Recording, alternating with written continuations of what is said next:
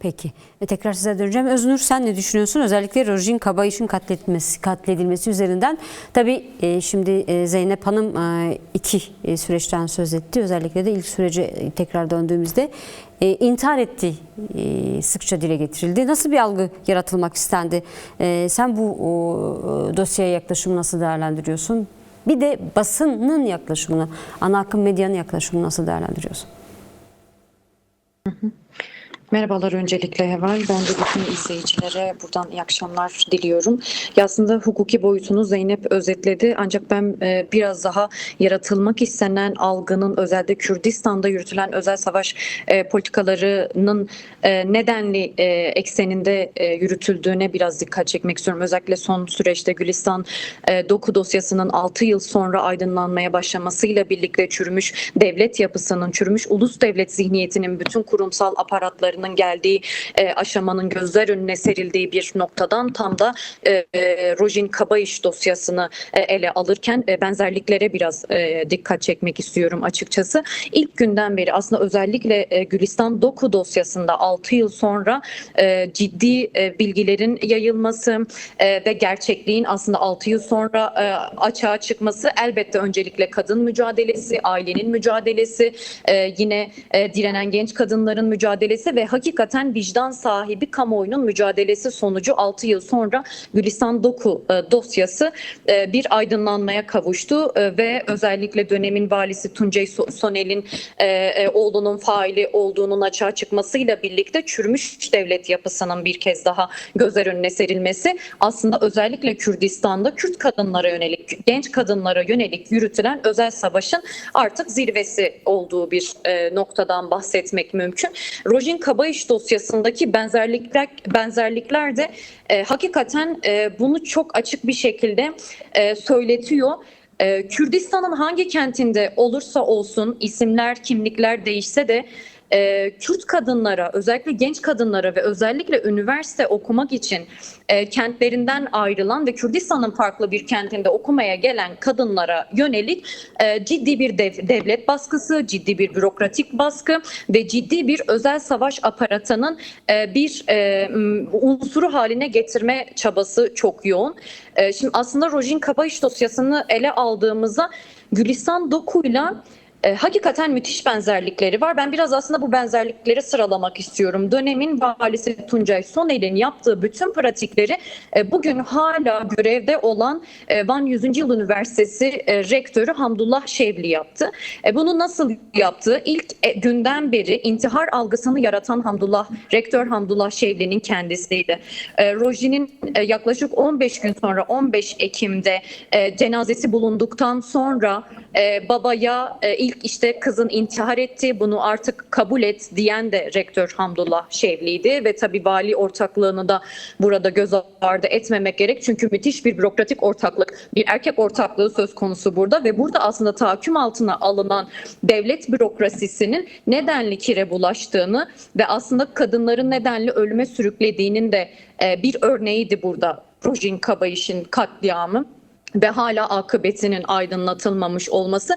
Akabinde gelen aslında mücadele silsilesinde özellikle üniversite öğrencilerinin eylemlerine yapılan müdahale, kadın örgütlerinin yaptıkları eylemlere yapılan müdahaleler, gazetecilere yönelik başlatılan soruşturmalar, yine bu anlamda oluşan kamuoyu dinamiğini dijital mecralar üzerinden çeşitli engellerle, baskılarla, sansürlerle engelleme girişimleri tam da aslında bürokrasinin faili olduğu noktanın örtülmek istenmesinin sonucudur. Yani burada Gülistan Doku dosyasında nasıl ki 6 yıl boyunca bürokrasi yani işin faili olan, katliamın esas faili olan ve bütün delilleri karartan bürokratik yapılar, bütün kurumsal yapılar, bütün devlet mekanizmaları nasıl bir korunma zırhına büründüyse işin içinde emniyeti, valisi, üniversitesi, rektörü vesaire bütün kurumsal yapıları bir çatı altında ele almak gerekirse nasıl bir korunma zırhıyla 6 yıla kadar bu noktaya geldilerse bugün tam da aslında Rojin Kabayış dosyasında da bu koruma zırhı vali, emniyet ve rektör, tabii işin içinde yerel yapılara da dahil edeceksek bir muhtar realitesi de var Rojin Kabayış olayında, daha spesifik belki bir noktada yer alıyor.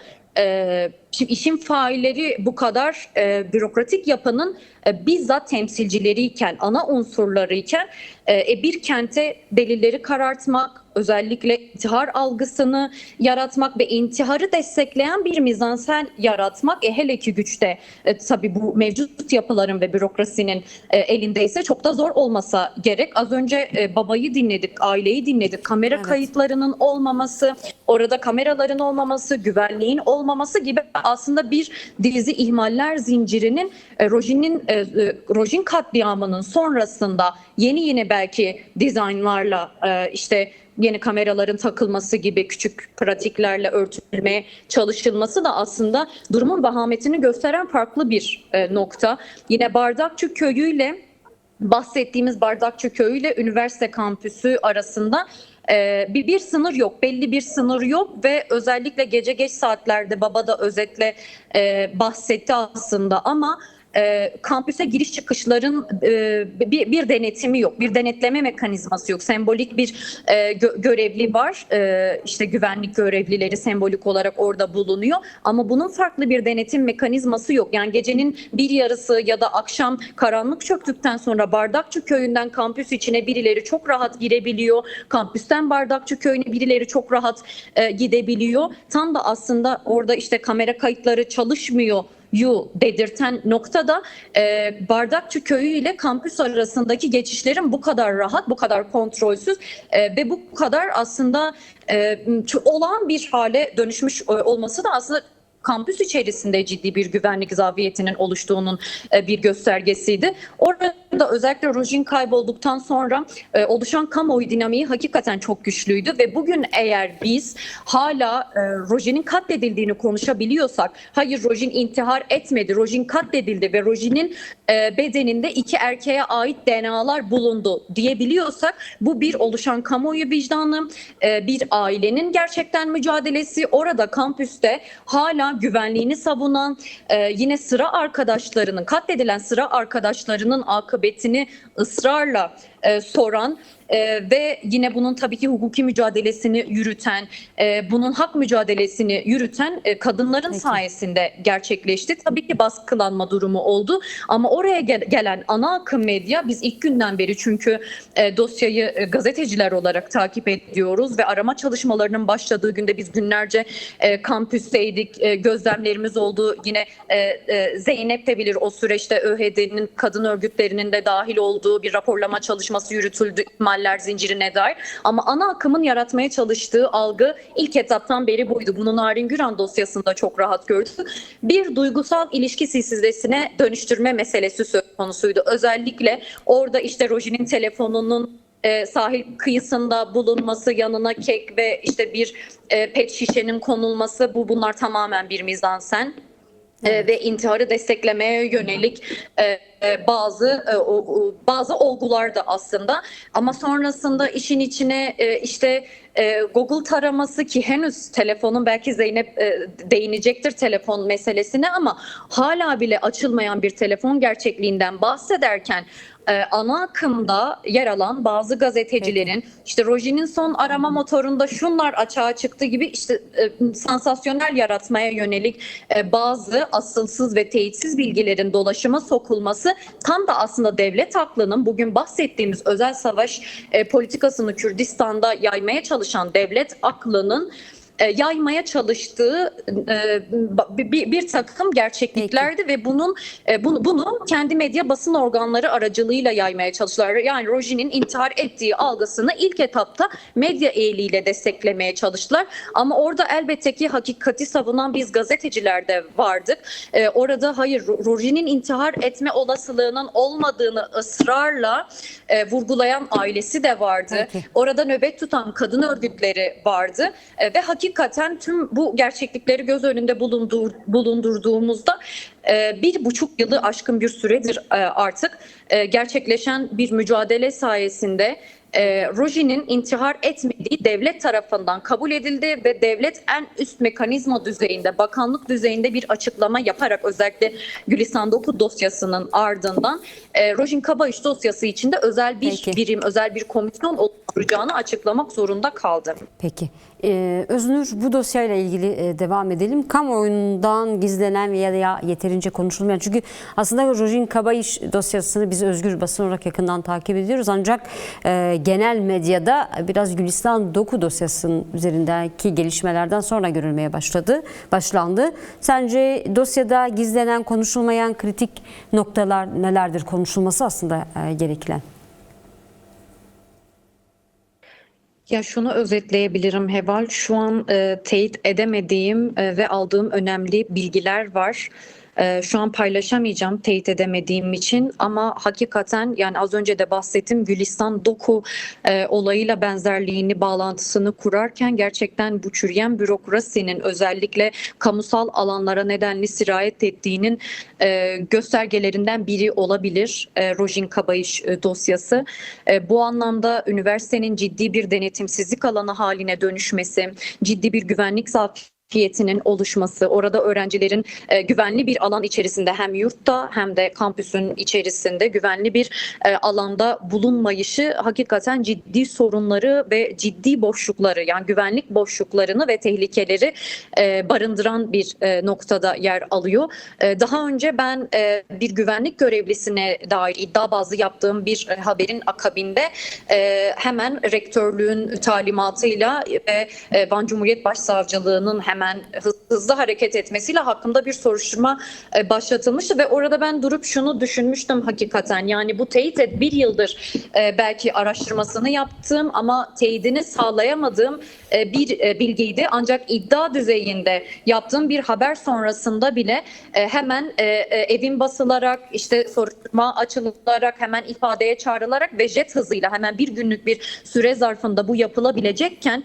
yani gerçekten hakikatin peşinde koşan bir gazeteciye yönelik, sadece mesleğini ifa ettiği için bu kadar ivedi hareket edebilecek kurumsal yapıların bir yılı aşkın, artık 1,5 yılı aşkın bir süredir ciddi ihmaller zinciri varken, ciddi şüpheler varken ve hakikaten birçok sorumlular varken harekete geçmemesi düşündüren ciddi noktalardan biri. Çok açık konuşmak gerekirse bunun içinde emniyetin olma olasılığı çok yüksek. Yine belki rektörün yeniyle ilgili bir takım iddialar vardı ve bunlar elbette teyit edemediğimiz off the record bilgiler. Evet. Bunlar olabilir, çünkü biz üniversitede araştırmalar yaparken şunu çok net kendi gözlemim olarak da aktarabilirim. Tabiri caizse Rektör Hamdullah Şevli'den habersiz üniversitede kuş uçmuyor.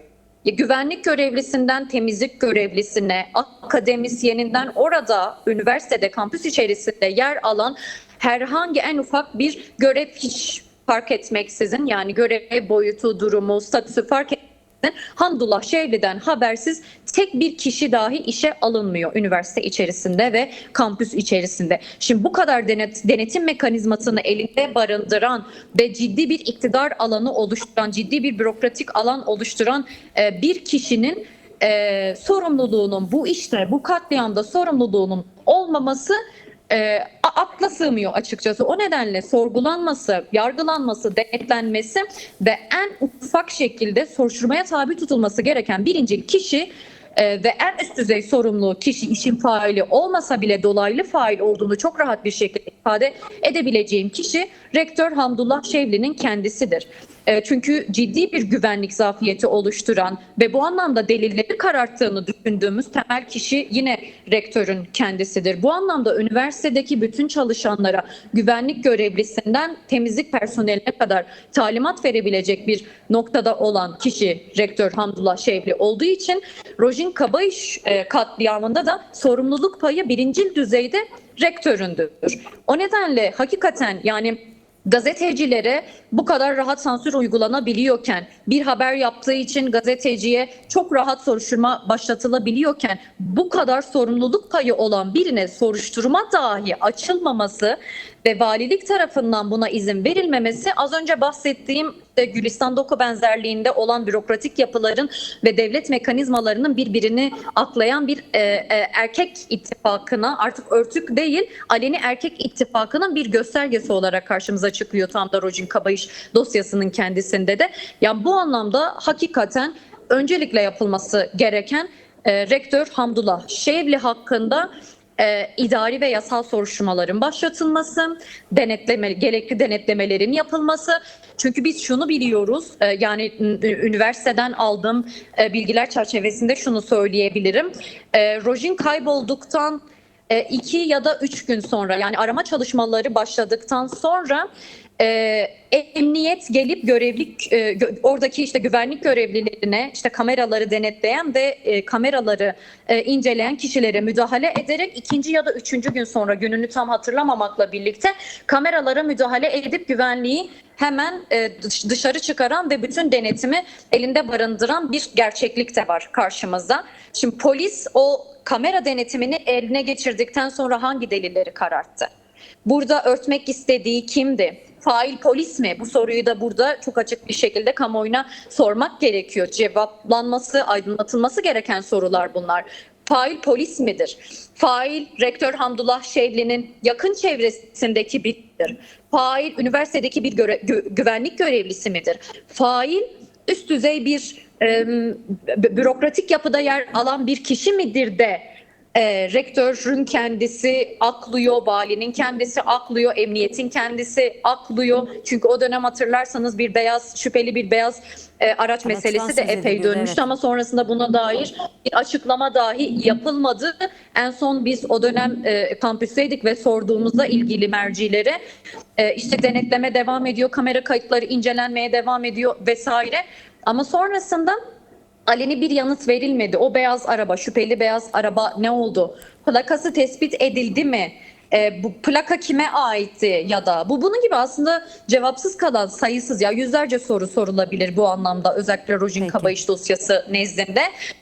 Ama bu anlamda hakikaten korunan bir yapı var ve koruyanlar çok aleni, çok belli. Yani valisinden rektörüne, emniyetine kadar koruyan, aklayan bir yapı. İşin faili olabilir. Yani aklayanın fail olma olasılığı hakikaten realde çok güçlü, çok mümkün olasılıklardan biri. Evet, bu tür soruşturmaları haberleştiren gazeteciler de yoğun baskıya maruz kalıyor. Sansür bir taraftan, baskı diğer taraftan tabii ki devam